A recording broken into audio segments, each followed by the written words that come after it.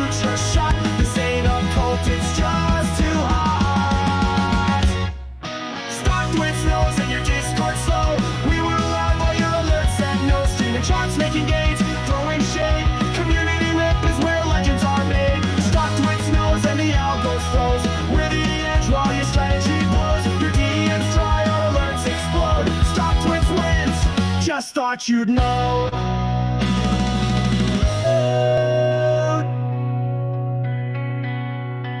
Stocktwits knows and your Discord slow. We were live while your alerts said no. Streaming charts, making gains, throwing shade. Community rip is where legends are made. Stocktwits knows this ain't for show. We move fast while the boomers grow. Forget your forums, forget your posts. Stocktwits wins, coast to coast.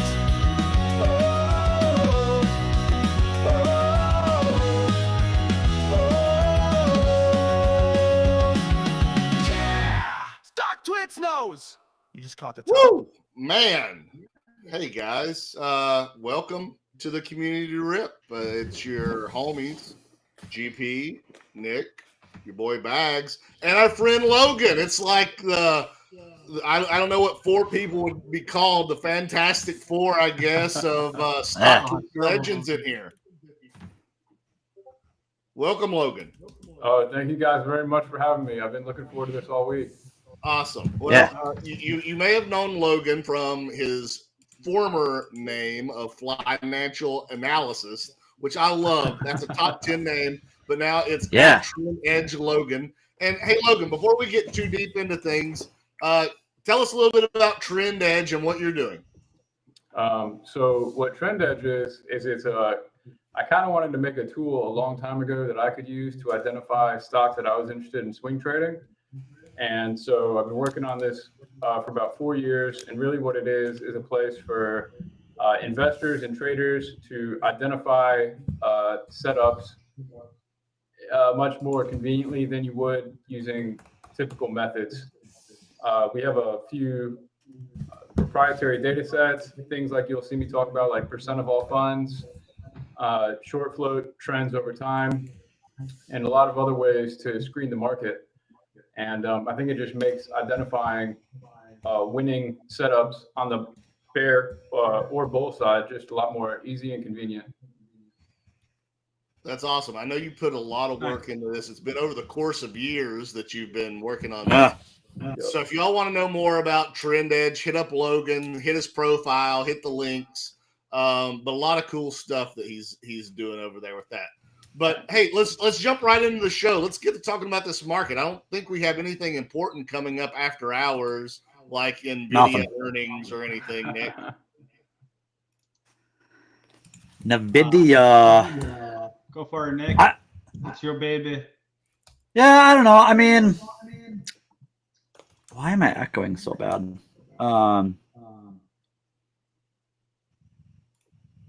Sorry, one sec. Let me see why I'm echoing. All right, the only thing I can really say about Nvidia is the only thing that matters is how the market reacts to whatever's said tomorrow. Obviously, tomorrow's a Thursday. Personally, I think Nvidia is gonna like gap and pop hard. I think ultimately it's heading towards like mid 200s, like 230, 240 is kind of where I have another measured move set. I think the 200 might be a tough number to push through tomorrow if they do pop it. So it's tough to really like, or at least for me in the way that I trade, it's tough for me to really speak to anything else other than, again, how the market responds to whatever's said or however they report. I mean, it is a market mover. Like whatever is said and however it's said is gonna move the market. But the trend is up, so I guess we'll just have to see how it all shakes out. It will definitely impact the rest of the chip space, I would imagine, as well. So it always does. My favorite, I think, of the chips, I think ARM is actually kind of my favorite setup currently, even though it's still kind of within its base. I love the look of that base too. So I own Nvidia. I'm not too concerned. I'm not really concerned in either direction, to be honest. if they gap it down, I'll probably end up buying more. But yeah, we'll see. We'll see tomorrow or tonight, I guess I should say. Do you care? Do you care what Nvidia does at this point? So I think a lot of people are focused on Nvidia and chips, but I think the ancillary plays are where you're gonna get the biggest benefit, right? Like, so one of the things I'm watching is if Nvidia doesn't do anything too earth-shattering and stays kind of flat. To talk about how the AI piece is just starting, then you have ancillary benefits of like a one I'm tracking obviously is Tempest AI, right? So that's where I'm focused, because Nvidia will do what it does. It'll do what Jensen typically says all the right things. He'll wear the leather jacket. Maybe he'll upgrade, whatever, right? But he'll sign a boob here and there. But it's the ancillary plays that I think is what we should be watching, because if he mentions anything about like if you look at the chart in RGTI, like the supercomputing bases and stuff like that, it looks good right here, right? So you can have a power ignition bar from here if Nvidia confirms that this is progressing faster than he first said. What did he say, like 6 months ago? 25 to 30 years out, right? Or something like that, compute. So I'd be more focused on these names than Nvidia or the chips themselves. They're in a bullish uptrend, even if there's gap downs and stuff like that, unless he comes out and says something like AI is dead, and then you're screwed, right? So the whole market's screwed. I don't think he's going to say AI is dead. I don't think that's happening. No. Yeah. Logan, you got a take on Nvidia or any of these other names, Tim or Rigetti? In my opinion, I think Nvidia tonight will probably be a nothing burger, if I had to guess. Yes. I think that's probably my That's guess. what I want to hear. Probably hang around, maybe like a 5 or 6% move, but I'd be kind of surprised to see a big move one way or the other in Nvidia. It kind of seems like a steady, slow grind, just kind of broke out of that. What was it, as like a 1.5 year base. So I mean, it's in healthy territory for sure. And I'd be surprised to see a big move in one way or the other. Hey, Logan, I know some folks that are on the, watching this right now on wherever this is being streamed, X, Stocktwits, YouTube, all the places. How do you look at, getting into names? The three of us have gone over quite rigorously what we look at, but we always like to hear from other traders and other investors on, if you were looking to get in, let's just say Nvidia, how would you look to do it? Or are you long Nvidia right now? I'm not long Nvidia right now. Okay, so if you were just looking to get long, what would you do? I would wait for, let's see, Nvidia in particular. Well, it just had a nice retest of the 10-week SMA last week. So I guess to rewind, the first step in trading is always identify what you want to trade first. So you have hopefully some kind of criteria to identify stocks that you want to be long, stocks that you're neutral, stocks that you're bearish. And then once you kind of add that name to your stalking list, is kind of how I think about it, names you're stalking. You have to think, where am I comfortable entering this? And I think in a really strong, robust, uptrending market, you can have a lot of success trading low volume pullbacks to the 10-week moving average. That's typically where we'll see some momentum bounces. For example, in ARK funds last week, a big momentum name right now, we saw a huge hammer off the 10-week SMA. We also saw Nvidia bottom literally to the penny at the 10-week SMA. So last week, truthfully, offered a pretty good entry. We're talking about entries. It just broke out of a 1.5 year base. And, typically, first test the 10-week SMA in a very strongly bullish market like we have here is probably going to hold. And it did hold. And we saw a lot of 10-week SMA retests hold last week. So to keep a long story short, I like to identify my stalking list. And then you want to buy low volume pullbacks or consolidations into moving averages, like the 10 SMA, maybe the 20 if you use that, the 40. And then from there, you can get a little more in the weeds, such as buying what I call monthly volume shelves, which means if you pull up a monthly chart and you see a big above average volume accumulation bar on the monthly, you'll notice over time that price tends to retest these big monthly volume shelves. And I find those are my absolute favorite setups. I have a very high success buying the monthly volume shelves in stocks that check your criteria. So big fan of volume analysis. So if you see like a big monthly candle, like an igniting candle, are you looking for or like follow through, or are you looking for kind of like a pull in slightly? Like, do you throw fibs up versus that candle, or? I don't usually use Fibonacci. Okay. I honestly don't. But like, I think a few really good examples recently are like Veev, like VEV, right? And ZS. Yeah. Those are those are two amazing examples. So if you look at Veev and you look at the monthly, so you got the VEV, yeah. This is probably one of my favorite charts in the market right now. So if you look at the monthly, it had this huge breakout, right? Yeah. And if you were to apply like maybe like a 10-month moving average, that's kind of what I use. But you can use whatever you prefer. You can kind of see which months stand out more than others in regards to volume. And so if we look at specifically the volume in Veev for March, April, May, and June, they had significant accumulation, and it's just been ramping up ever since. So you could look at June as an accumulation month and kind of set your risk against the lows of June. And that's kind of exactly what we're seeing. Is we're seeing the price has been holding up against 280, and that quote unquote volume shelf seems very well intact. And I think that Veev is probably going to go quote unquote to the moon on earnings if they haven't released earnings yet. But I think this one is just about to rocket the all-time highs, if I had to guess. You don't have to use quote unquote. We're the community rip here. We use all the jargon. We know rockets and moons and all that stuff. Yeah, Veev's going to the moon. I would be comfortable holding this one through earnings. I don't have any, unfortunately. You mentioned Zscaler, and it's a name that I've liked for a long time, but I haven't been in. Tell me a little bit about your thesis on Zscaler, because I love cybersecurity. That's one of my big themes of just pouring money into and letting it work.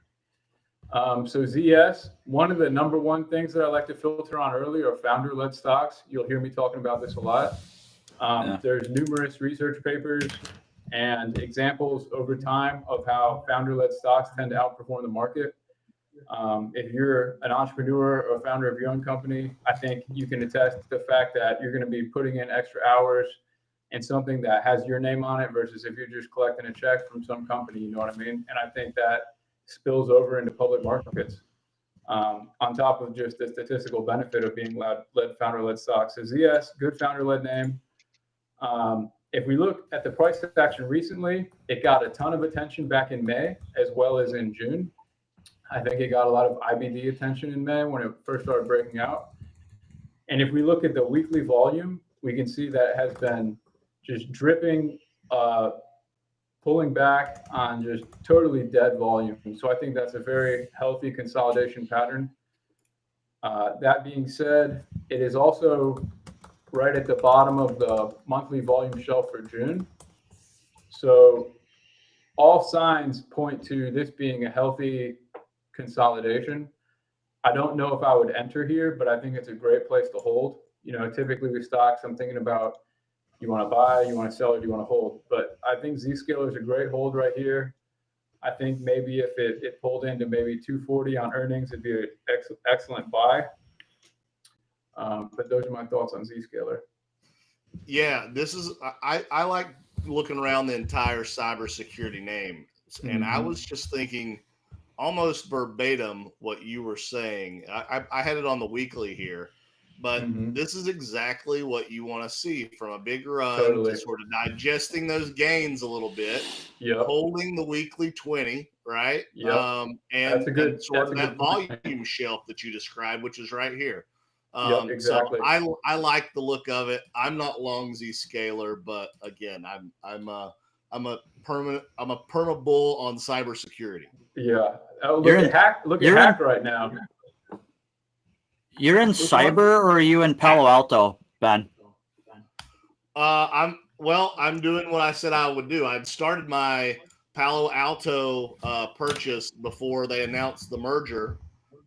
Sure. So now I'm still buying CyberArk shares because it's trading at a 3% discount to what the deal will go through. And as I've said before, that's an arbitrage of you're just giving me 3% for free.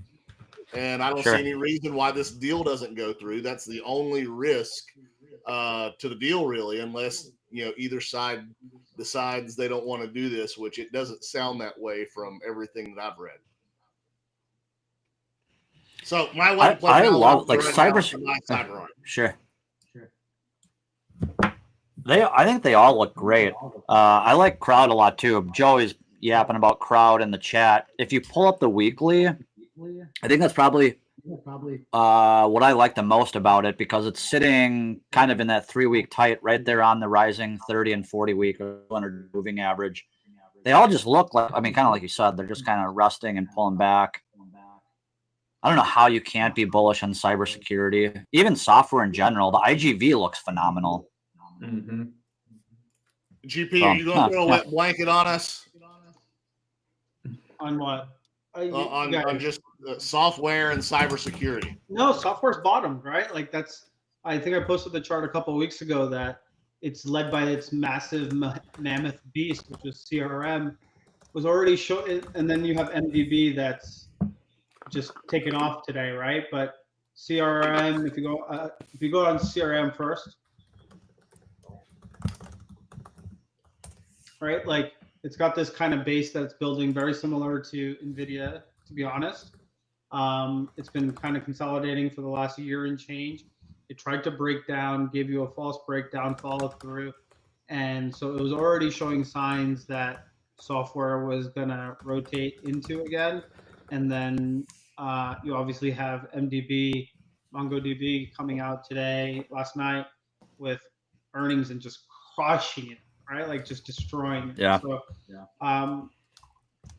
unless you're Snow, everything else is okay in the space. Snow has not looked well, but Team looks good. CRM looks good. MongoDB, obviously. You can go through the entire list now. Yeah, Intuit. I love Now. I love ServiceNow. That's pushing too. If only I had more money back during this, I would have gone big in Now as well as Broadcom. And to our boy Pratt, DDOG looks pretty good. Workday looks pretty good. These are all we're rotating. I forgot about WD. We're rotating through sectors in the markets, and people want to talk about bear markets for me, and I'm thoroughly astonished that this is what people think. But wait for the price action to change. We talked about this in April. Technicals haven't broken yet on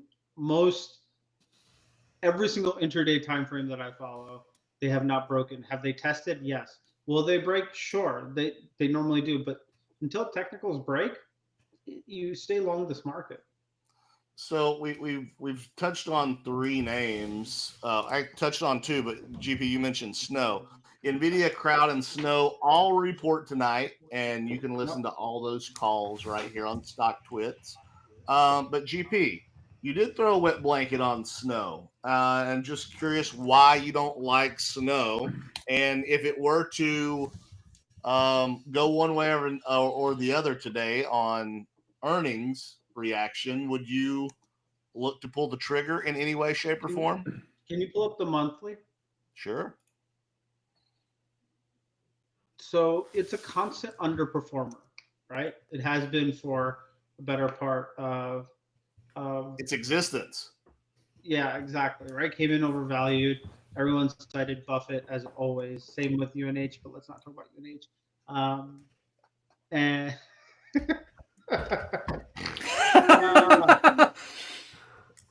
so it's just a constant underperformer. Even today, like they have earnings, and MDB just crushed it. You would have expected Snow to rally pretty hard into earnings, and then it can fail or not. And it's just like, yeah, I'm here, I exist. I'm not really.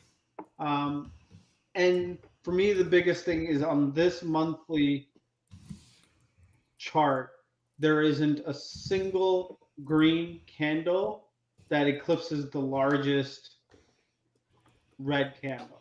And for me, if you're talking about my technicals, that just doesn't meet my criteria of strong names, right? And we talked about this in PayPal and XYZ, and look at what they're doing. They just don't have the mojo. They are no longer the 2021 darlings, right, so to speak. And when you have solid volume on monthly, quarterly candles, Logan, you were talking about this as well. Mm-hmm. The move happens. It may take another year, but when the move happens, it's powerful. And we talked about this a couple of weeks ago, right? Wayfair. That volume has been building for years, and the move was 400% from April. 400%. It's crazy, right? So anyway, that's my problem with Snow, is you want to see people rushing to buy this, and you still don't see it. So it's constantly underperformed. Can it still go up? Absolutely, if the whole sector is going up. There's so many better names in the space.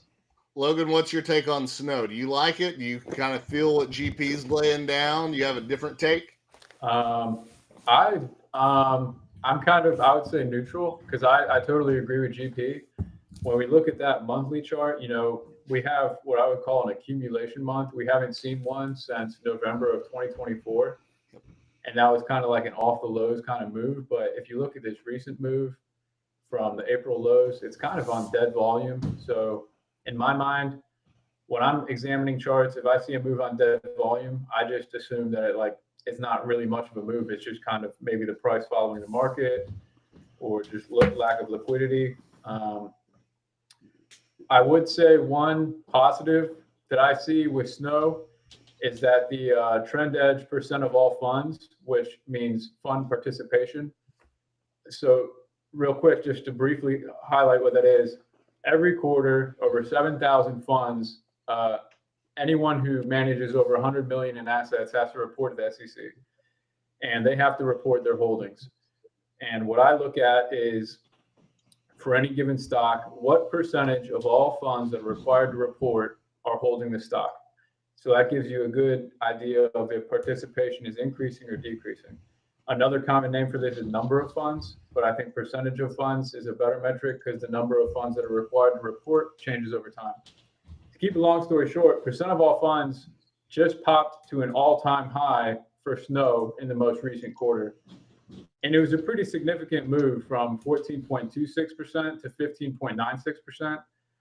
So, I mean, that's a pretty solid move. It's also a founder-led stock, so that's one thing I like about it. So I think it checks the boxes there for me, but I think that the volume is sort of lacking. But who knows? That could change after their report. Nick, do you have a different opinion? I mean, the way I'm looking at it is, it's basically just kind of sitting in a stage one base. I think as long as it holds above 200, I'll probably continue to like it, quote unquote. If you just, I think as long as it holds 200 and the low of that, I don't know if you want to call it an IPO base, that first year, that 2021 to all of 2021, you kind of have that range from about 200 to whatever it went up to, like 450. Yeah. So if it can climb and hold above those lows, which is kind of roughly 200, I think it's going to gravitate towards the high of that previous range. Mm-hmm. If it heads into all-time highs, I couldn't really speak to it, but I would imagine it trades along the rest of the names in the space. So I don't know. I kind of agree and disagree. I like the base. I like the stage one base. I also like that huge igniting candle towards the end of 2024. I liked the volume on that one, and you got kind of a few weeks. Is this a weekly or monthly? You got a few months of sideways action, and then it kind of pushed through, follow through. So I don't know, not like a favorite setup, but it looks decent to me. I kind of with you, Logan. Like it kind of depends on anything could change how they report. I'm with you. I lean into Market Smith, so like I pay attention to the number of funds too. Which dude, I mean, since September of 2024, it's climbed from about 1,500 funds up to about 1,900. At least that's what Market Smith is telling me. So, yeah. So in the chat, we've got Joey here, and he's ready to give people who are watching and participating in the chat Stocktwits Edge. But I think the way we should do this, guys, is for someone to win Edge, they have to bring up a ticker of something we want to go over. Sound good to you? Sure. Sweet. Moving right along with today's show, we normally start with the market, the overall broader market, and usually the Qs. I guess we did that because we missed it because, hey, we're having a nice little bounce back week from last week's sort of back and forth. GP, Nick, Logan, any of you guys, anything that you're seeing from the Qs that causes concern, that reinforces your thesis, or today's just a black kind of day and it is what it is? We're moving on with the market. I think we kind of said last week, there is the chance that it kind of builds out a right shoulder here, but if you're looking at like the mag names, I mean, they look phenomenal. Apple's starting to shape up, Tesla's starting to shape up, Google's at all-time highs, Amazon is almost at all-time highs. I thought Microsoft today versus 500 was a phenomenal entry. So I think you could probably argue that right shoulder might be building out, but I don't know. I think it all looks I think it all looks great. I guess GP, as I say that, Nvidia will probably rug me, but I'm going to answer for GP right now. And GP, you tell me how accurate this is. That's not a right shoulder, and we're going to see a false move is going to bring a fast move. Yeah. So the first part's right, not the second part, right? Ah, damn it. You're good. You're getting better. You're getting better. So I would say, like, that line of your head and shoulders should be at that red bar, right, where it broke down. It's a little too high. I'm sorry, GP. Yeah. For the love of God. You could but the reason there's method to my madness, right? So this is how you look at the Qs. You can call this a head and shoulders, but if you're looking at the futures, bring up the NQs, it is not that, right? So it's not even gotten close to that level, and you're hammering. So like this to me is a better indication of where we're going. Is that an accurate line for you there on this? Yeah, that's more accurate. I love but what there's a distinct differentiation that's happening here in Qs versus futures, right? So the Qs are technically outperforming the futures, so to speak, and so you don't actually have the head and shoulders pattern here, in my opinion, because I watch futures more than I do the Qs. This to me, like if you're looking at this just the last 4 days, right? Since we had the ignition bar on Friday, we had inside day, hammer, and another hammer. If Nvidia drops the soap in the wrong place, then maybe it goes down. But ultimately, this is as bullish 4-day set you can imagine on a daily time frame, right? Like this is what you want to see from what markets look like. You can go across the board and switch it to RTY, right? That's the small caps. And small caps obviously outperformed on Friday. They were up 4%. They let out. And what did it do yesterday? I posted a chart about this yesterday. It had a inside day on Monday. Yesterday, it tried to break that inside day, reversed higher, went straight to a bullish engulfing. Why does yours look different than mine? It's so weird. it's a bullish engulfing, and now it cleared that Friday high going into the earnings tonight. These are all bullish setups, and we know bullish setups can fail. I'm not saying that, but right now your edge, your trend edge, is to the upside.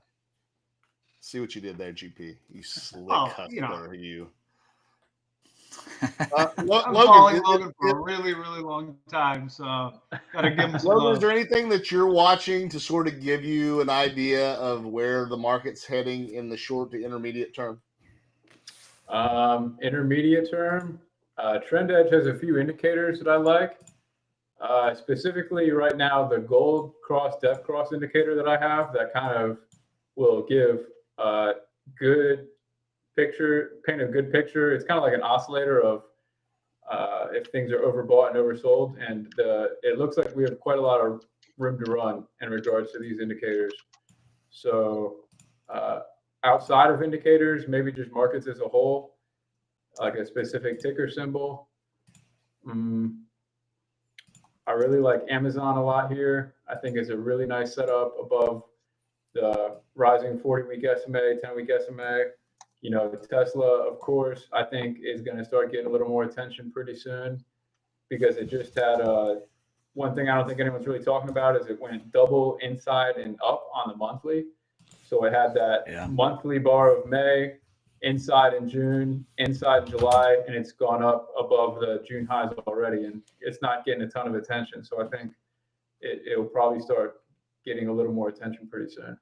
Yeah, I love when somebody gives a positive review of Amazon. It's a top 3 position for me. So when Amazon has room to run, you know, Daddy Bags is petting the money bag, like, oh, I like you, money. Oh, yes, you're so nice to have. Yeah. I love the look of Amazon too. I'm so overweight in Amazon though. I just try to trade around the position from time to time.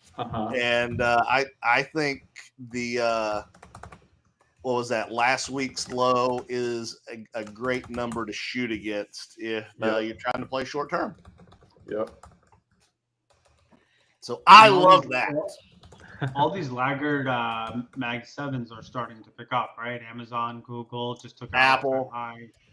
Apple, Tesla's short Mag 7, but it's starting to pick up. It's technically annoying the hell out of everyone, but ultimately it's still in a really bullish structure. Like, and you're talking about a 3-month bullish structure here, right? Can Tesla fail? Like 99% of the time it does, because it's a premium driven stock, but there's so much rotation happening underneath the surface, even between the Mag 7s. And they're starting to shape up, right? And a lot of people call this a bubble, and I don't think they actually know what a bubble is. Right? Like we've talked about this before, right? In 1999, the bubble, after being up like 300%, went up 100% in 5 months. That's a bubble. This shaking you out and grinding you every other day, every single day, this is not a bubble. This is annoyance. This is a frustration point. It could be distribution.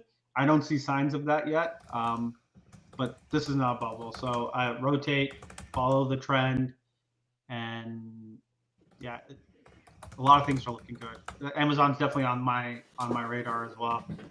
Yeah, you guys know how I personally feel about Tesla, but I said it a couple weeks ago, right? 400's coming soon. That it's not when, it's not if, it's when. That's going to happen relatively soon. And I don't know. We put our buy level in place. GP said, put all your money in it right there. I was like, under that, I don't want to, but I think Tesla's going higher sooner rather than later. And I love we talked about this a couple weeks too, sort of cups stepping away, right? And I don't know if that one's going to do that, but I think seeing that is very constructive price action, at least to me. And fundamentally, they're about to have a massive quarter, right? And whether it's a one-time, and they're not letting it go. We've had a lot of good, solid, positive news that doesn't necessarily add to their fundamentals, and they've been destroying you for 3 months now, right? They've launched robo-taxi. They've launched India. India is a huge marketplace for them, and they just launched the Model Y Long, which is already oversold, over 100,000 orders, and you still see the price dicking around here, right? And so you're actually going to have a fundamental driving quarter, because I was looking to upgrade my Y like a week ago, and there was maybe like 30 or 40 available in my area. There's 0 now, 0. And so their entire inventory is being sold out. So people are ordering, trying to get the credit. So like it's funny business, but So you're saying there's demand? there's a lot of demand going into the September credit, right? And now you can buy and you can still get the credit even if you take delivery after the 30th, right? So you have impact to Tesla that goes beyond this Q3. It rolls over into the next quarter as well, right? And then whatever else that's happening with it, right? Fundamentals drive a lot of the stocks, but it's not getting the same love that it used to. And it'll be a time, I don't know when that time is. I hope it's by Friday, Logan, because then that completes the monthly bar, right? Yeah, that's a good point. Logan, are you in Tesla at all? I know you keep up with it, but are you playing Tesla? Oh yeah, Tesla #1 always for a long time. I think we've been on this train of Tesla for what, like almost 10 years, 6-7 years? Yeah, definitely. Well, and I know Spotify was one of yours too, Logan. I know that one has done really well for you. But, one thing that I constantly search for is, yes, we all have our winners, our multi-baggers that we get, but you always got to try to find one that's coming next. Do you have maybe 1 or 2 names that you're looking at, Logan, that you might think is next, or maybe something that's already had a run that you see much more runway for it? Definitely. Let me see. I think that the biotechnology space in particular right now is extremely interesting. And I've kind of had that as my core focus for the past, I'd say, month or 2. And let me pull up a few that are on my favorites list. Duzio will love to hear some XBI love. Oh, yeah, definitely. One that's been working for me recently is ONC, O-N-C. It used to be Beijing. It used to be BGNE. But ONC, that's a good founder-led stock with increasing institutional participation. CNTA. But, these are all stocks I'd probably be looking to get about 100% out of. But if we're talking something like a big multi-bag move, what's next? Hims. Oh, sorry. No. I'll keep my mouth shut on Hims. I'm not a huge fan of Hims up here, truthfully. But founder-led, huge accumulation. It meets a lot of your criteria. Yeah, it does. It does. AMRX, I really like coin here. Did you say AMRX? AMRX is probably, I would say, my #1 favorite biotech / drug manufacturer right now. And did you say coin? Coin, yeah. I think coin has another big move in it. I wouldn't say multi-bagger, maybe. I mean, who knows? Potentially. Hood has done incredibly well, but I think coin could easily double from here. Let's see what else. I'm trying to find. I loved your call from last week. Either you got long on coin or you added to your position. I'm not sure. But that retest last week of just under 300 was money. Yep, I totally agree. No, that was an initial starter for me. I've been stalking it for a long. Oh, I know a good one. Frog. Yes. I've just been obsessed with ever since a couple weeks ago. Frog is probably the best looking stock that's just not letting anyone in right now. Yeah. It's pretty. Yeah. Frog looks Nick, awesome. I know you like that. Yep. I would give one last stock. I'll give an honorable mention to. I think it's Chewy. I think Chewy's kind of interesting down here. I've been watching it for a while. This was a good example of that volume shelf thing that I was talking about. I had it on my watch list back in April, May. It was outperforming the market early in the days of the kind of volatility, and we saw it pull back to this 36 level, and it has held that kind of monthly shelf, and now it's turning back up. So I think Chewy is an interesting name down here as well. They've really turned around their business quite a bit too. I hear quite a few people speaking positively, just consumers. I love anecdotal evidence, real life experience. And when I hear people, who I wouldn't pick necessarily as a pet food or pet wellness subscription person, like I was very surprised. So I think they've done a great job of turning things around there. Nice. Let's go into the chat here. Let's see. The first one I see, GP, and I'm going to give this one to you. Galaxy, GLXY, Galaxy Digital. Try to find a time frame that doesn't leave you bullish. I'm serious. Try to find. I know nothing about this stock. I just when I looked at it, because someone asked me to look at it, I'm like, start with the monthly, right? Yep. There's a lot of accumulation. It's come back around. There's a lot of stuff happening here. It could just be a pump and dump. I don't know. But it just looks. Go to the quarterly for a second. Sure. Right, like you have this. Where the volume is coming in is at a previous pivot on the quarterly, right? Yep. Where it struggled. So this is huge to me, right? This is not a 5-day conversation. This is not a 1-week conversation. This is, like I said, I know nothing about the stock. So if they're a scam, whatever, I'm sorry. But based on the chart, it's establishing a It's an Ethereum name. Previous pivot. What's that? It's an Ethereum name. It's a way to play ETH. So this it's an Ethereum treasury company? Yeah. Okay, fine. But it looks great on the highest of time frames.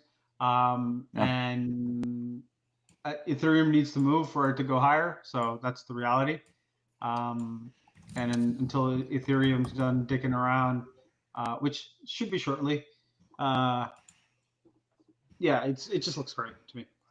Ben, if you had to pick between, I'm not involved either, GP, but you guys know me well enough. I love when I see this shit, right? I love when I see the wicks being pushed down, and I love when I see the wicks being pushed up.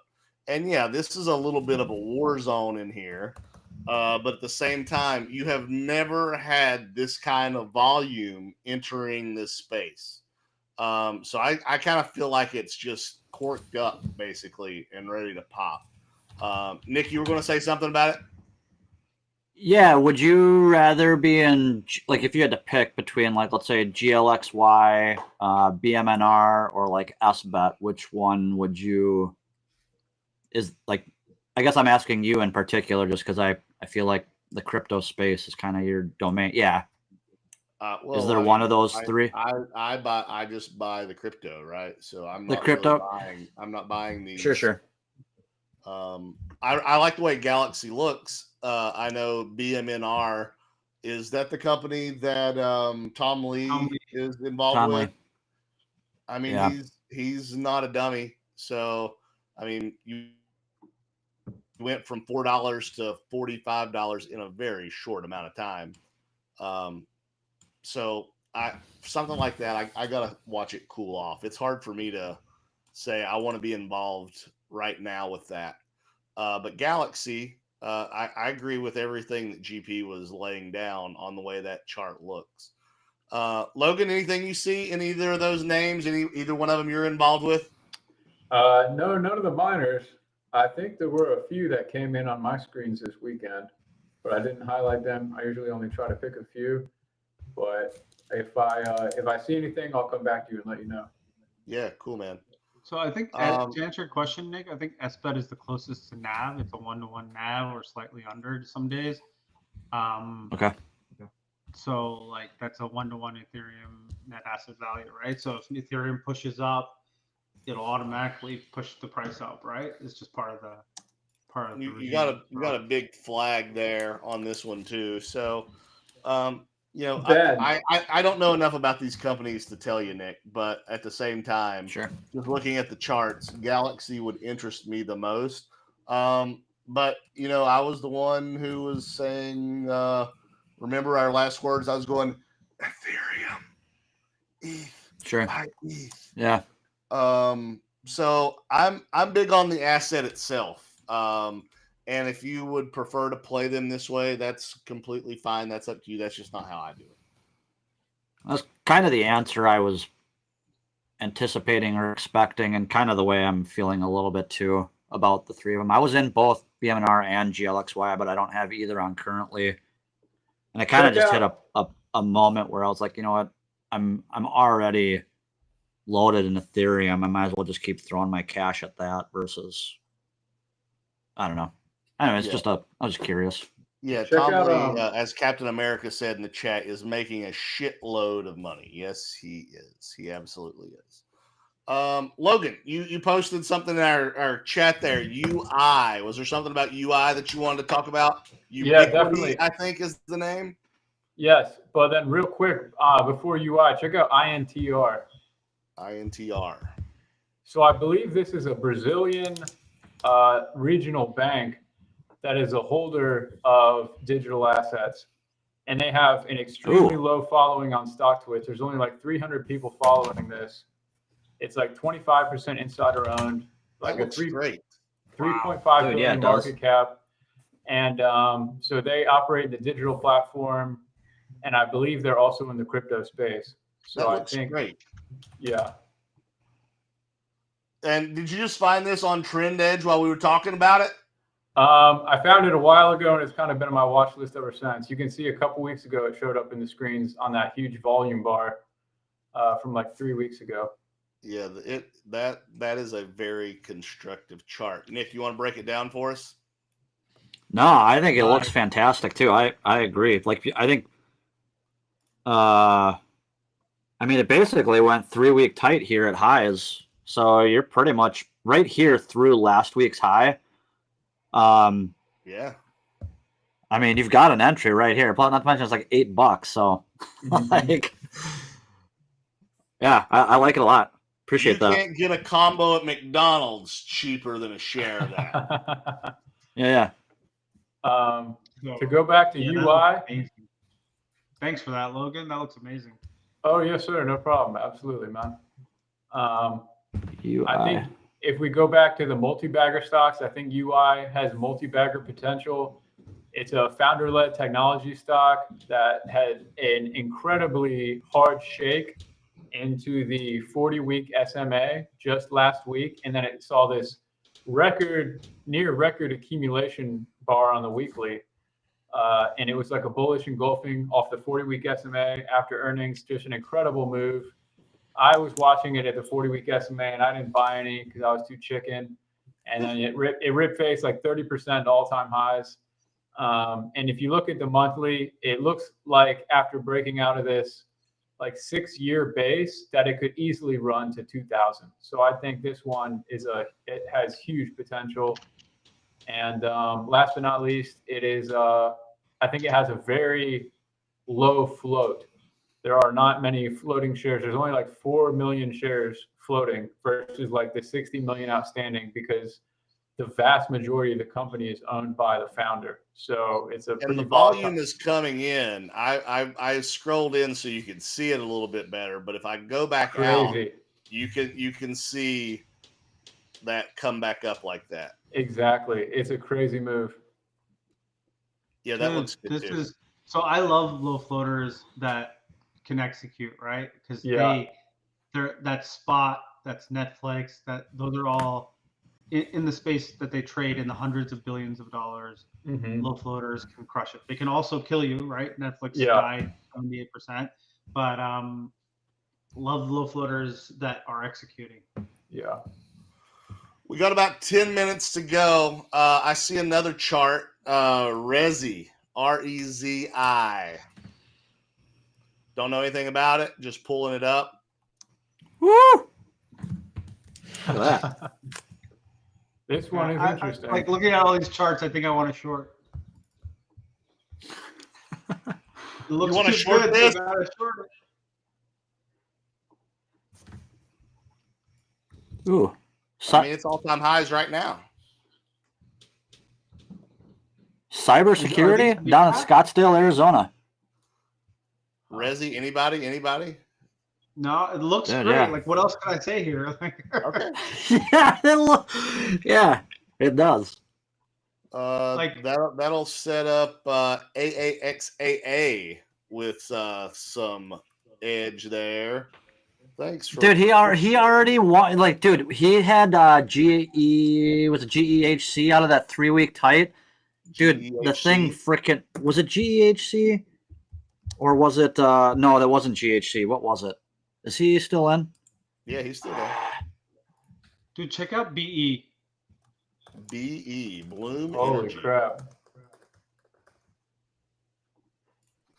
GP, are you talking energy again? I'm talking small caps. I don't give a shit about energy. I'm talking small cap. GNRC. That's what it was. Sorry. Yeah, go ahead. Do it. No, I was saying AAXA already won all his free edge and stuff. But anyways, he had GNRC.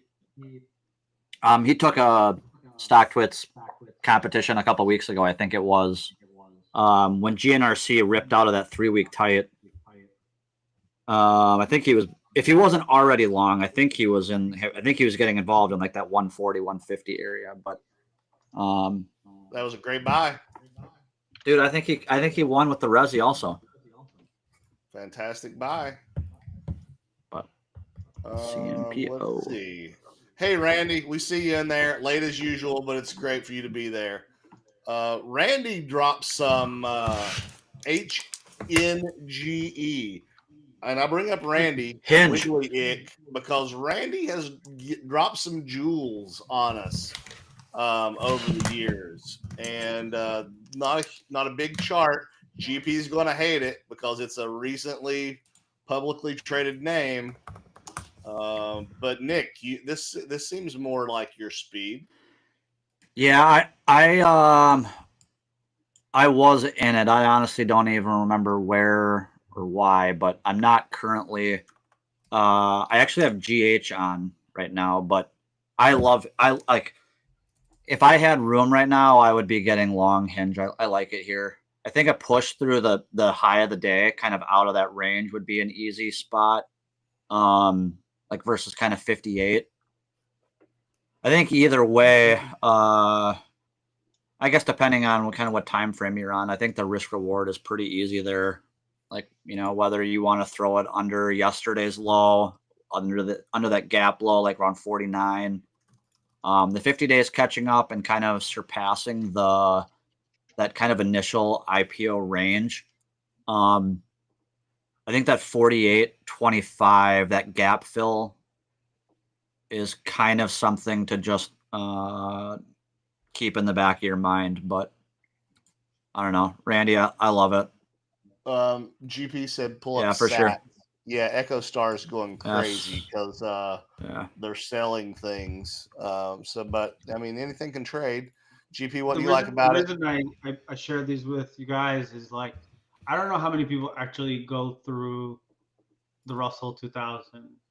Just Nobody. Take some time and go through the names in the Russell 2000.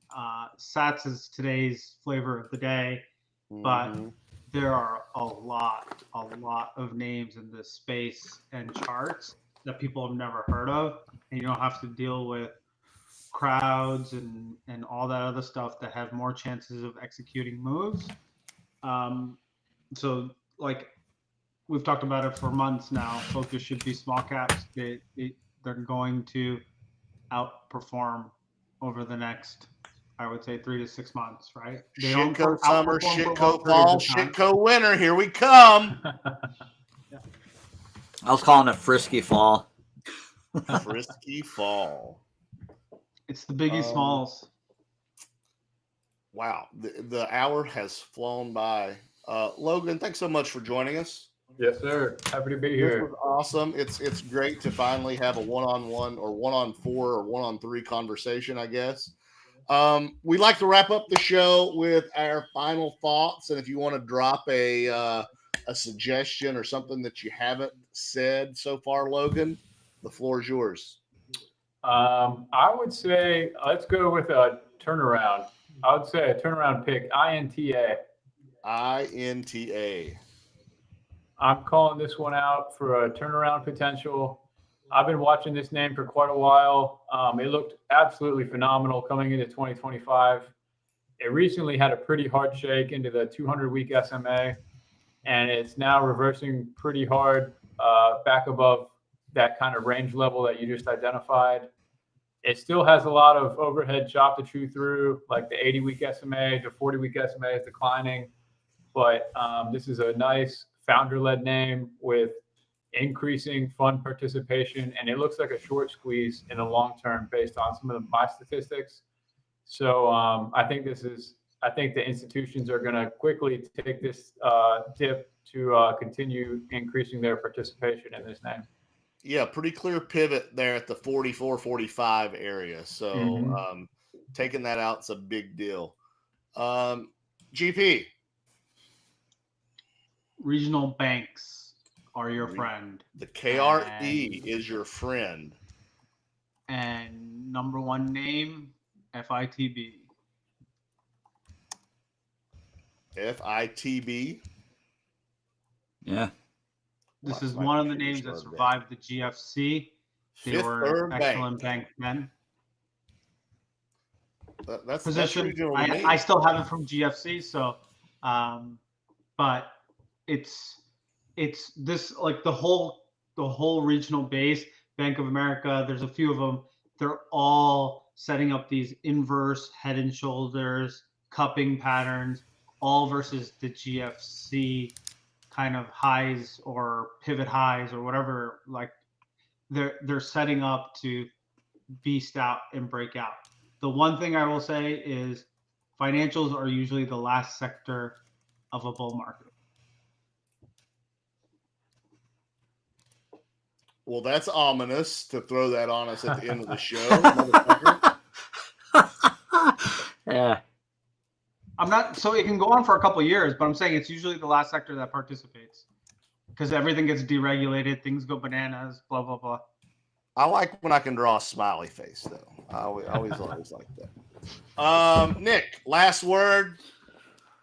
I think of the setups out there, both Randy and AAXAs I loved. I'd leave you with Net.